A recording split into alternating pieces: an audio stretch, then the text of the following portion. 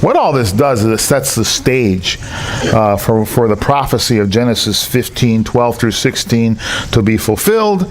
And we're going to see how that fulfillment comes about in Exodus 1:8. So, as the sun was going down in Genesis 15, a deep sleep fell over Abram. And behold, dreadful and great darkness fell upon him. Then the Lord said to Abram, know for certain that your offspring will be sojourners in a land that is not theirs, and will be servants there, and they will be afflicted for 400 years. But I will bring judgment on the nation that they serve, and afterward they shall come out with great possessions. As for you, you shall go to your fathers in peace. You shall be buried in a good old age, and they shall come back here in the 4th generation, for the iniquity of the Amorites is not yet complete. So, God is a multifaceted God. The Bible talks about the manifold wisdom of God. He's going to do multiple things. He's going to judge Egypt, he's going to liberate Israel, and he's also going to discipline the Amorites when their cup of sin has runneth over. All right, Exodus, well, what happens? How does this come about? In Exodus 8 through 12, now there arose a new king over Egypt who did not know Joseph. And he said to his people, you realize there's these little phrases here. What does it mean, his people? Well, you got to go into Isaiah to realize. The Bible in Isaiah says, the Assyrian conquered my people in Egypt. So, because of and Josephus and other historians tell you that because the Egyptians became dependent, they weren't really paying attention to things, but the Israelites were very industrious in the communities, and they said the Israelites actually became government workers and whatnot because the other people were kind of lazy, and because they bred dependency. So an Assyrian comes along, and he said to his people in Assyria, behold, the people of Israel are too many and too mighty for us. He's already conquered the Egyptians. Maybe he got access to the throne through marriage, who knows? But these industrious people, come, let us deal shrewdly with them, lest they multiply, and if war breaks out, they join our enemies, meaning they fight with the Egyptians against us, and escape from the land. We need what they have. We're not going to let that wealth leave our land. Therefore they set taskmasters over them to afflict them with heavy burdens. They built for Pharaoh, this is the Assyrian Pharaoh, store cities, Pithom and Ramses, but the more they were oppressed, the more they multiplied, and the more they spread abroad, and the Egyptians were in dread of the people of Israel. Hebrew lives matter. Hebrew lives matter. Amen. All right, let's move on. Well, what has God done about this? What has God done about this throughout history? Well, there's two things going on here.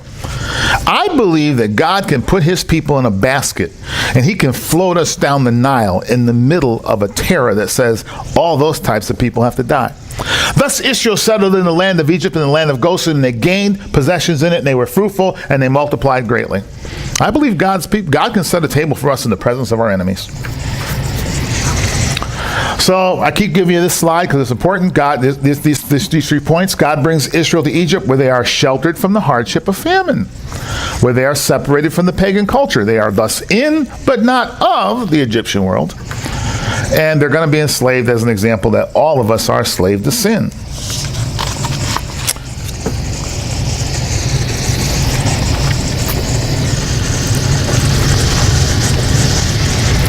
And I'm going to show you what God does about this throughout history.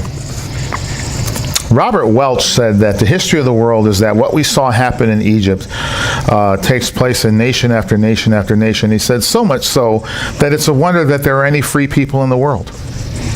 He said in some nations, people realize that about 11:30 of a full 100% 12 o'clock takeover, the people realize what's happening to them. And he goes, and they fight like mad to get free. And he goes, evil people are always scheming how to create these types of situations. They either through political talk, they sell us lack, they sell us fear, so we give them power. And look, if you are willing to trade security for freedom, you end up in Exodus 1:8 through 12, where you will have neither. Because some unscrupulous person is going to come along and take advantage of it. Let's move on. All right, now, what gives us hope? God can set a table for us in the presence of our enemies, but let's read the whole thing. Can we read this together? The Lord is my shepherd, I shall not want. He makes me lie down in green pastures.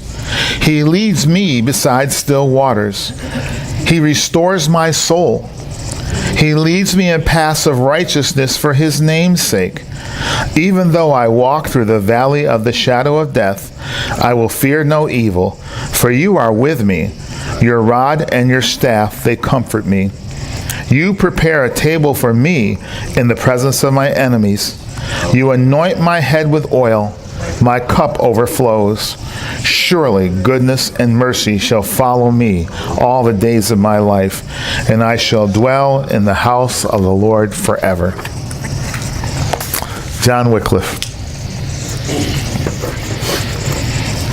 The world was being pummeled into submission by a ruthless set of religious leaders who had gotten the ear of a ruthless set of kings and queens back in the 8th, 9th, 10th, 11th, 12th centuries, 13th centuries, 14th century, 15th century. Wycliffe is called the father of the Reformation, the morning star of the Reformation. They're not really sure when he was born, but it was around 1320. And we know that he died December 31st, 1384. He was an English theologian. And he wrote an early version of the Bible in the common language called the Wycliffe translation of the Bible. But significantly, he wrote in the foreword of that Bible that this Bible is for the government of the people, by the people, and for the people. When Abraham Lincoln gave his famous Gettysburg Address, Abraham Lincoln, whom we know from our early childhood education, those of us that were raised right, we studied in school that Abraham Lincoln learned to read from the Bible. And what Abraham Lincoln was doing during the Gettysburg Address, he was quoting this from the foreword of Wycliffe's 1382 translation of the Bible. Wycliffe is the father of biblically based freedom in modern times. Wycliffe is the father of what I call the biblical basis of the Bill of Rights. Wycliffe, Aquinas, Thomas Jefferson, James Madison. Anyway, what Wycliffe was saying was that the Bible should be deployed as a guide to achieving good governance. And Wycliffe meant that the principles of the Bible are to be applied to civics.